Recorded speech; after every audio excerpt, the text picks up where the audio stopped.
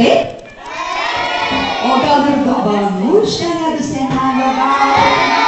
Taip. O ar žinote, kad Kalėdų senelis labai myli gerus, darbščius, kultūringus vaikus, kurie gerai mokosi, gražiai elgiasi, atlieka gerus darbus.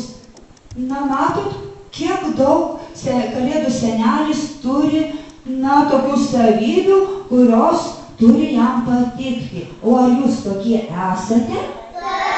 Aš irgi galvoju, kad jūs tokie esate. Na, o dar to Kalėdų senelio nesimato.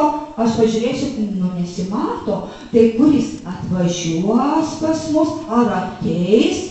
Jūs kviečiu visus pažiūrėti kultūros namų spektakliuką Vilko trobelė. O gal po spektakliuko ir Kalėdų senelis atvažiuos? Žiūrim? Pradedam!